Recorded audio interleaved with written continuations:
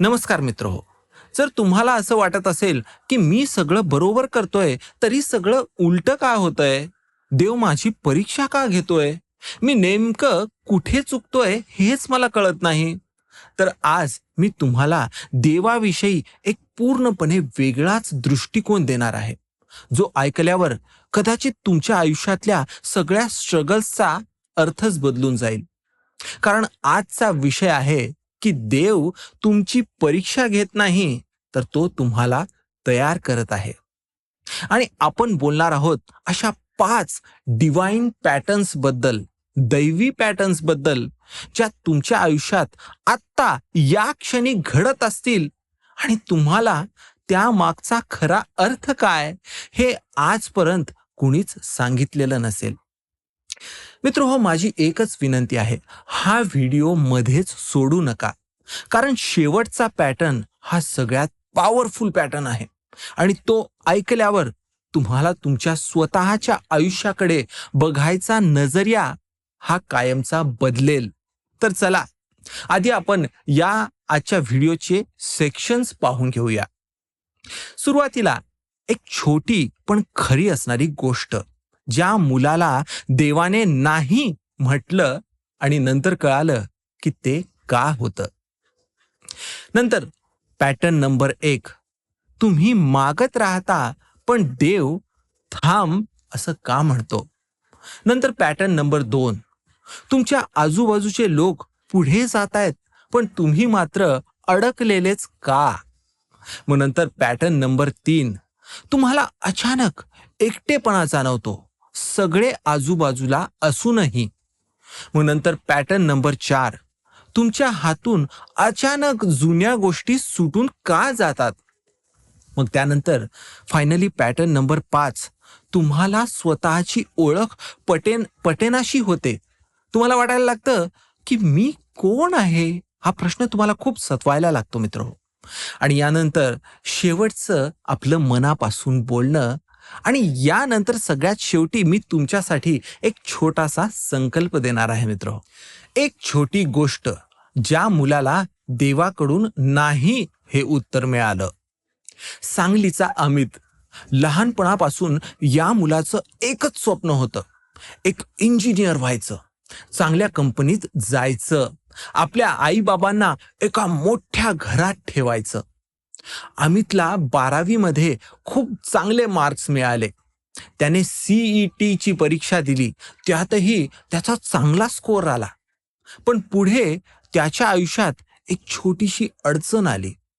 त्याच्या ॲडमिशनच्या प्रोसेसच्या वेळी तिथे एक टेक्निकल अडचण निर्माण झाली. त्याच्या कोणत्यातरी डॉक्युमेंट्समध्ये चूक निघाली आणि त्याला हव्या त्या कॉलेजमध्ये सीट मिळू शकली नाही.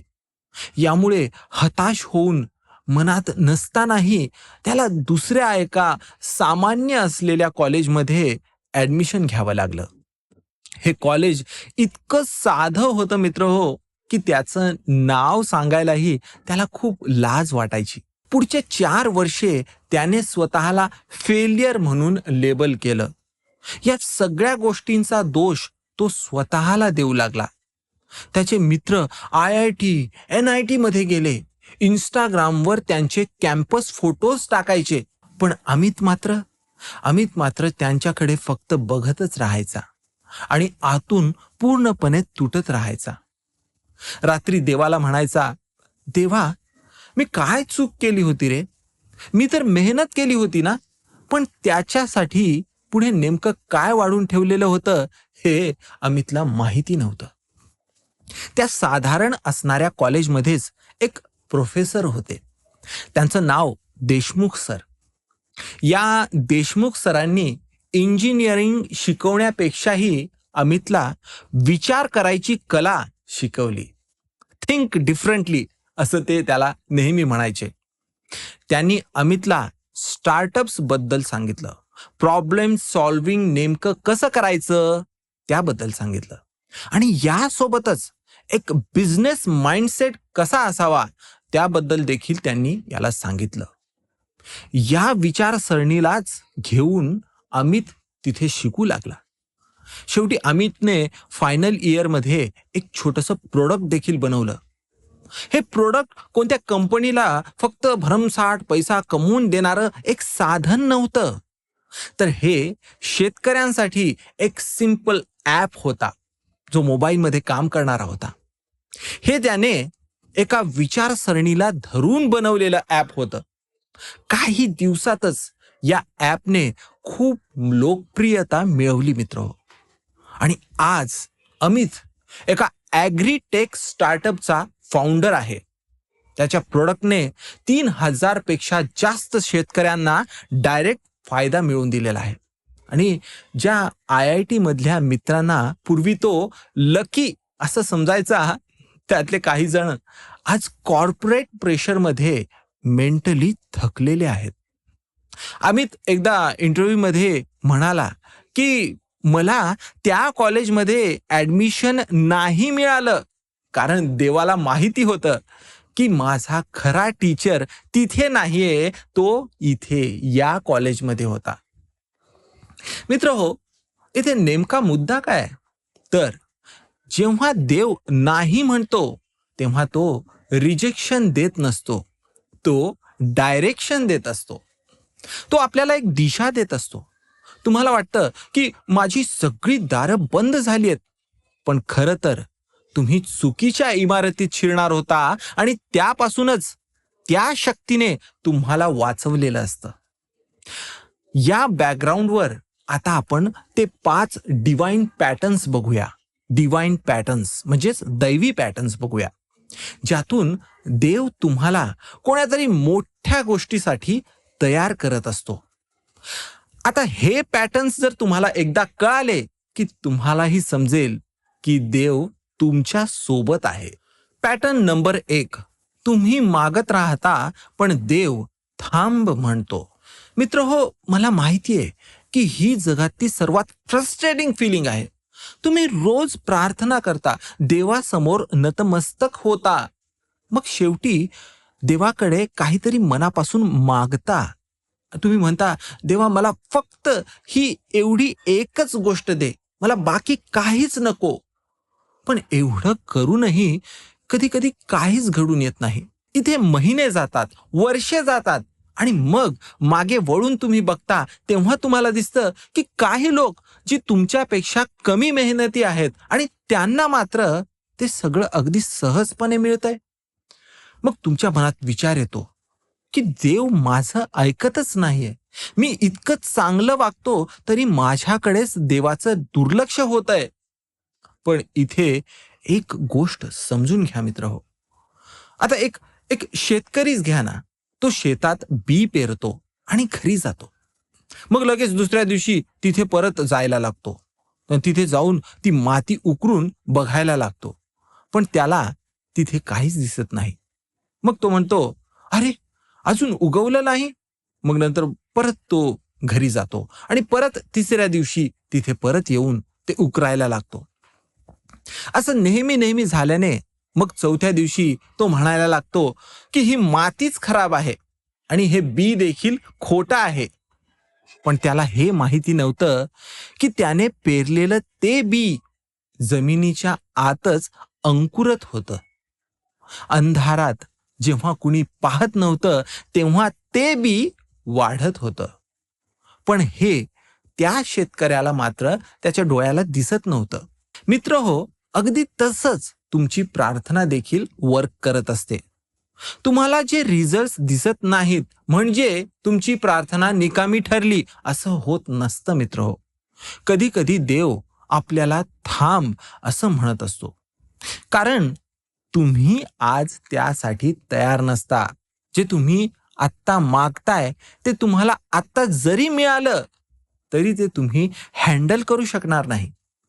तुमच्यासाठी ती गोष्ट मिळावी यासाठीची टायमिंग म्हणजेच तो योग अजून परफेक्टली आला नाहीये. तुमच्यासाठी जे योग्य आहे ते तुमच्या टाइमलाईनवर नाही तर ते देवाच्या टाइमलाईनवर निर्भर असतं. तुम्ही एखादं प्लॅन ठरवून ते आत्ता मागताय, पण त्यापेक्षा चांगलं काहीतरी द्यावं असा देवाचा प्लॅन आहे. तुम्हाला पितळ हवं आहे, पण देव तुम्हाला सोनं देण्याच्या तयारीत आहे. त्यासाठी देवाला थोडासा वेळ लागतोय. तो त्याला द्या. मग इथे प्रॅक्टिकली करायचं तरी काय? तर तुम्ही तुमचं मागणं कधीच सोडू नका, कारण तुमची प्रार्थना हा देवाशी होणारा एक संवाद आहे. त्याच्यात बाधा आणणं म्हणजे देवाशी बोलणंच थांबवणं असं होईल. इथे देवाला कधी मिळेल असा प्रश्न विचारू नका, तर त्याऐवजी हे जे घडतंय ते कशासाठी घडत असेल असा प्रश्न विचारा. देवा, ही प्रतीक्षा मला काय शिकवतंय असं देखील तुम्ही विचारा. स्वतःला मिळालेल्या प्रत्येक चांगल्या गोष्टींचा शोध घ्या आणि त्याविषयी देवाचे आभार देखील माना. यासाठी एक ग्रॅटिट्यूड जर्नलची वही ठेवा. त्यात रोज सकाळी 3 गोष्टी लिहा ज्या आज आहेत आणि ज्यांच्यासाठी तुम्ही थँकफुल आहात. मित्र हो, जेव्हा आपण वाट पाहत असतो तेव्हा आपल्याकडे जे आधीच मिळालंय त्यांची किंमत आपल्याला कळायला लागते. त्यामुळे मित्र हो, नेहमी लक्षात ठेवा, देवाचं हे थांब म्हणणं हा देवाचा नकार नाहीये. त्याचा अर्थ आत्ताच नाही असा आहे. आणि आत्ताच नाही म्हणजे अजून चांगलं काहीतरी तुमच्या दिशेने येतंय. पॅटर्न नंबर 2, सगळे पुढे जात आहेत पण तुम्ही अडकलेले. मित्र हो, हा पॅटर्न सगळ्यात शांततेने त्रास देणारा आहे. आपण इंस्टाग्राम उघडतो आणि लगेच समोर आपला बॅचमेट परदेशी राहतोय असा त्याचा फोटो दिसतो, किंवा लिंक्ड इनवर कोणाचं तरी प्रमोशन झालेलं कळतं. व्हॉट्सॲप ग्रुपमध्ये कोणाचं तरी लग्न ठरतं किंवा कोणीतरी नवीन घर विकत घेतलंय असं कळतं. पण तुम्ही मात्र त्याच खुर्चीत आणि त्याच कन्फ्युजनमध्ये असता. आणि सगळ्यात महत्त्वाचं म्हणजे तुमच्या आयुष्यात तीच अनिश्चितता असते.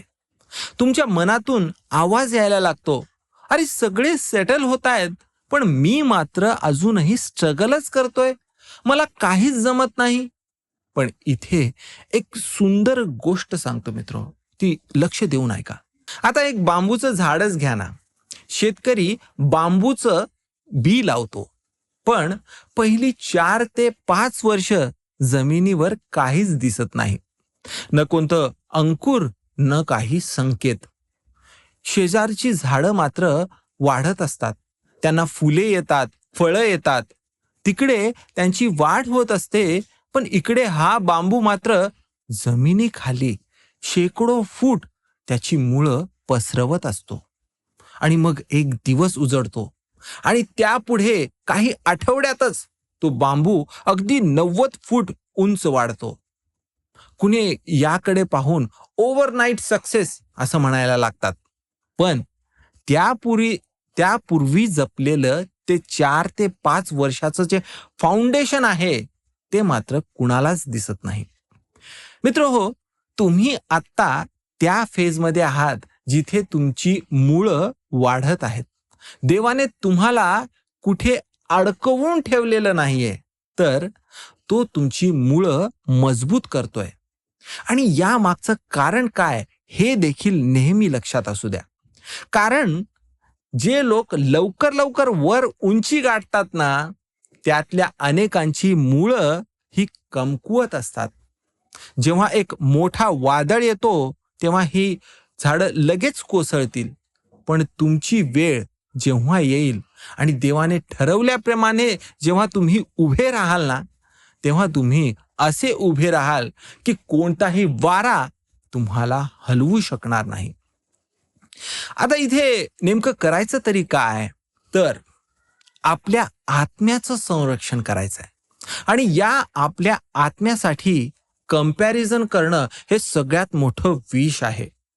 आज इंस्टाग्रामवर शोधा आणि असे कोणते अकाउंट्स आहेत जे तुम्हाला जळवतायत त्यांना शोधा आणि लगेच अनफॉलो करा.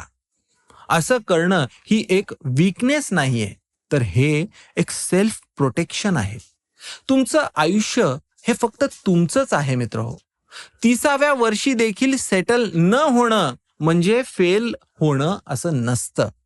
कोणी वयाच्या 25 वर्षातच यशस्वी होतं, तर कोणी 45व्या वर्षी. तुमची वेळ ही तुमची आहे. त्यासाठी रोज स्वतःला एकच प्रश्न विचारा, कालपेक्षा आज मी एका छोट्या गोष्टीत तरी चांगलं होऊ शकलो का? जर याचं उत्तर हो असेल, तर तुम्ही योग्य दिशेला जाताय. इथे लक्षात असू द्या मित्र हो, देव तुम्हाला मागे ठेवत नाहीये, तो तुम्हाला खोलवर नेतोय.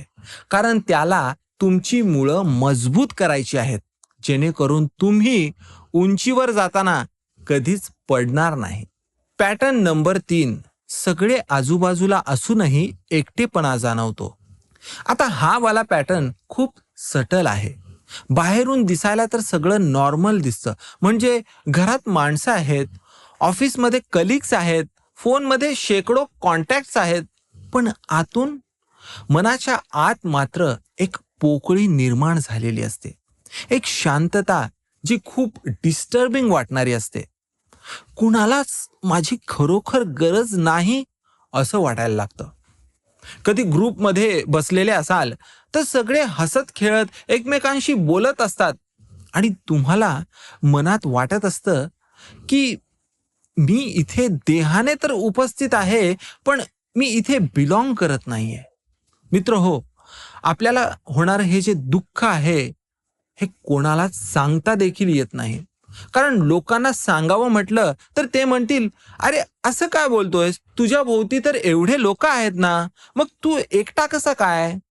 पण फिजिकली सराउंडेड असणं आणि इमोशनली कनेक्टेड असणं, या 2 पूर्णपणे वेगवेगळ्या गोष्टी आहेत मित्रहो. पण असं तुमच्यासोबत होत असेल तर ही कोणती दुःख मानून घेण्याची बाब अजिबात नाहीये मित्रहो. कारण इथे एक डिवाइन पॅटर्न, एक दैवी पॅटर्न असू शकतो. कारण कधी कधी देव तुम्हाला जाणून बुजून आयसोलेशनमध्ये नेत असतो. गर्दी असूनही तो तुम्हाला एकटं करतो. मग प्रश्न पडतो की तो असं करतो तरी का? तर यामागचं कारण असं आहे की जर गर्दीत तुम्ही सगळ्यांशी कनेक्ट व्हायला लागाल, तर तेव्हा तुम्ही स्वतःचा आवाजच ऐकू शकणार नाही. जोपर्यंत लोक सतत तुमच्या कानात त्यांचे ओपिनियन्स, त्यांचे व्हॅलिडेशन्स यासारख्या गोष्टी भरत असतात, तोपर्यंत तुम्ही स्वतःला कधीच खरोखर ओळखू शकणार नाही. पण इथेच देव तुमच्यासाठी धावून येत असतो आणि तो तुम्हाला एकटं करतो. असं तो करतो कारण त्याला तुमच्याशी एकट्यात बोलायचं असतं. आता तुम्हीच पहा ना, जेव्हा एखादा गुरु त्याच्या आवडत्या शिष्याला बाजूला घेऊन जातो, तेव्हा तो त्याला म्हणत असतो की बाकीचे तिकडेच जाऊ दे, पण मला फक्त तुलाच वेगळं काहीतरी सांगायचंय. त्यामुळे लक्षात घ्या मित्र हो, की हा जो एकटेपणा आहे ती कोणती शिक्षा नाहीये. हा एकटेपणा तुमची प्रिपरेशन आहे. मग अशा वेळी नेमकं करायचं तरी काय? त्या त्या एकटेपणाशी तुम्ही भांडू नका मित्र हो. त्याच एकटेपणात निवांत बसायला शिका. दररोज 15 मिनिटं वेगळं काढून कोणताही डिव्हाइस तुमच्या जवळ न घेता फक्त स्वतःशीच संवाद साधा. स्वतःला भेटा. सुरुवातीला तुम्हाला हे खूप अनकम्फर्टेबल वाटेल, पण हळूहळू तुमचा स्वतःशी प्रामाणिक संवाद सुरू होईल. यानंतर तुम्ही लिहायला देखील सुरू करा.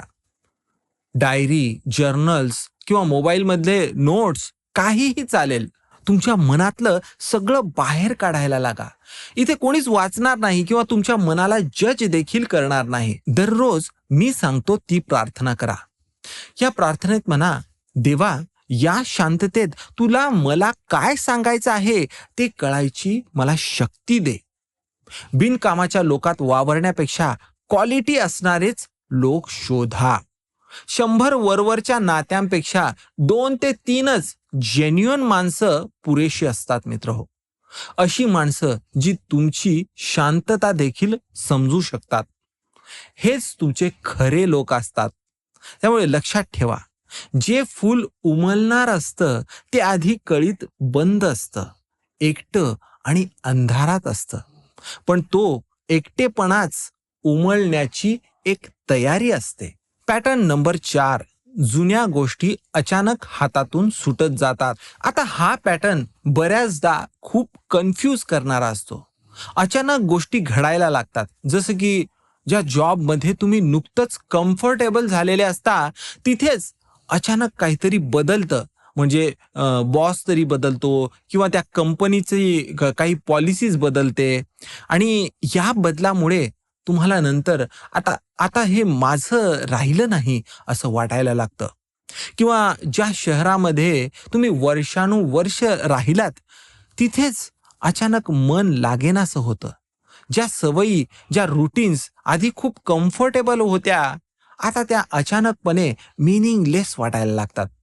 जुने कपडे, जुने विचार, जुनी ओळख सगळं आता नकोसं वाटायला लागतं. जसं काही एखाद्या लहान मुलाला त्याचा जुना युनिफॉर्म टाईट होतो, अगदी तसंच. मित्रहो, हे स्वतःचं अस्तित्व गमावणं नसतं, तर हे आउटग्रो होणं असतं.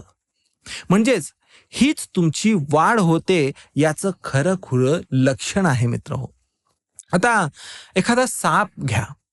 तो जेव्हा वाढतो, तेव्हा त्याला त्याची जुनी कात टाकावीच लागते. ती कात सोडणं त्या सापासाठी देखील अगदी पेनफुल असतं. पण जर त्या सापाने ती कात धरून ठेवली, तर तीच कात त्याला मारून टाकेल. देव तुमच्या हातातून जुन्या गोष्टी काढून घेतो, कारण त्याला तुमचे हात हे नव्या गोष्टींसाठी मोकळे करायचे असतात. जोपर्यंत तुम्ही जुन्या गोष्टींना घट्ट ठेवून घेत असता, घट्ट धरून ठेवत असता, तोपर्यंत तुमच्या आयुष्यात नवीन काहीच येऊ शकत नाही. हे फक्त गोष्टींबद्दलच नाही, तर हे तुमच्या आयडेंटिटी बद्दलही आहे. कदाचित तुम्ही स्वतःला मी असाच आहे या एका चौकटीतच खूप वर्षे ठेवलेलं आहे.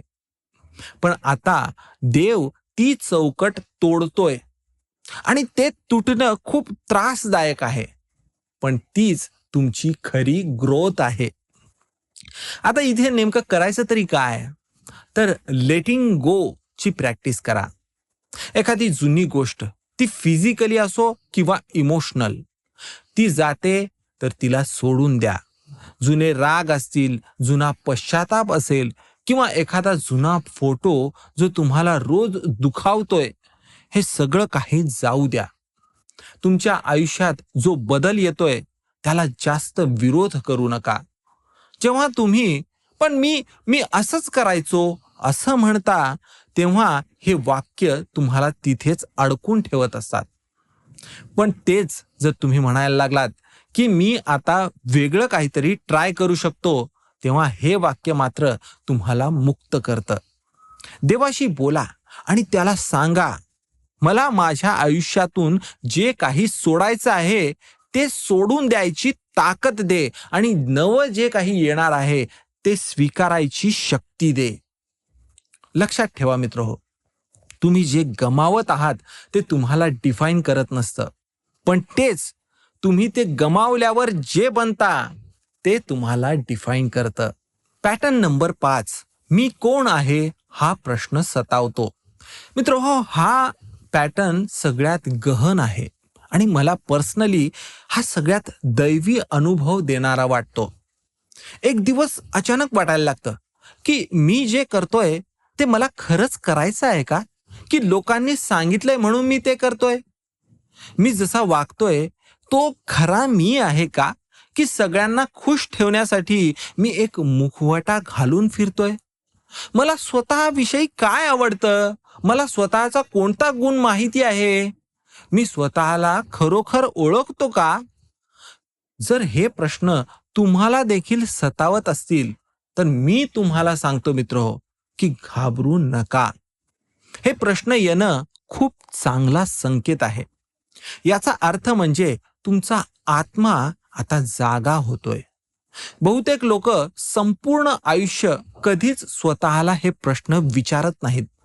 ते फक्त या समाजाने दिलेल्या एका नियमावलीचं पालन करत जगत असतात. पैसा, स्टेटस, अप्रुव्हल या चक्रात ते गोल गोल फिरत असतात. पण तुम्हाला हे प्रश्न पडतायत याचा अर्थ देव तुम्हाला डीपर लेवलवर बोलावतोय.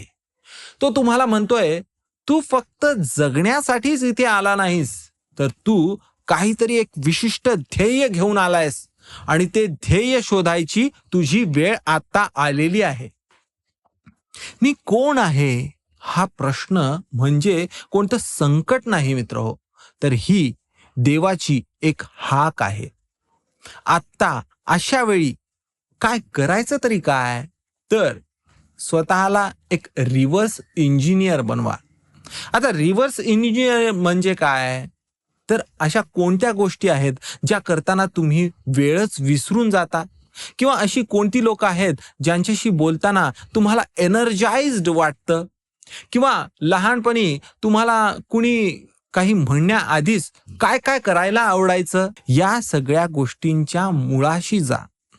आयुष्यातल्या शुडला वॉन्टने रिप्लेस करा. म्हणजे मला हे करायला हवं ऐवजी मला हे करायचंय असं म्हणा.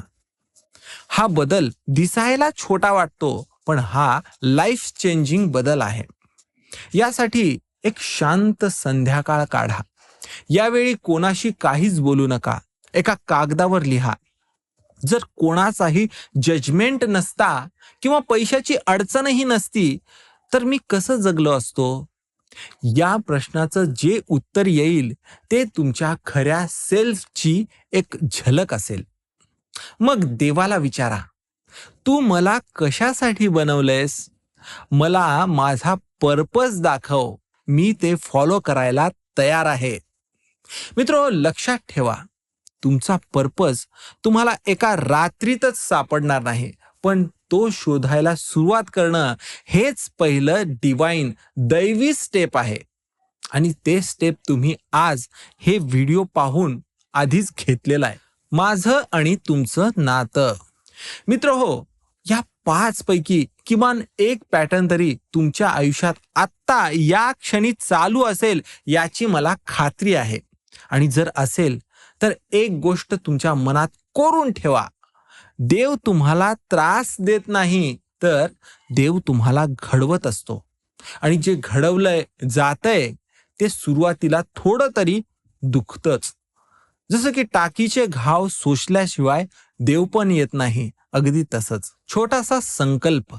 मित्र हो, तुमचं मन शांत करा आणि एवढंच म्हणा की देवा, तू मला तयार करतोयस हे मला आज कळालेलं आहे आणि यावर मी विश्वास ठेवतो. आणि कमेंटमध्ये माझा विश्वास आहे फक्त एवढंच लिहा. हा कमेंट माझ्यासाठी नाहीये, तर हा तुमचा स्वतःशी आणि त्या देवाशी केलेला एक छोटासा करार आहे. आणि या 5 पॅटर्न्स पैकी कोणता पॅटर्न तुमच्या आयुष्यात सगळ्यात जास्त दिसतोय ते देखील मला कमेंटमध्ये शेअर करा. मित्र हो, पुन्हा भेटूया पुढच्या व्हिडिओमध्ये. तोपर्यंत धन्यवाद.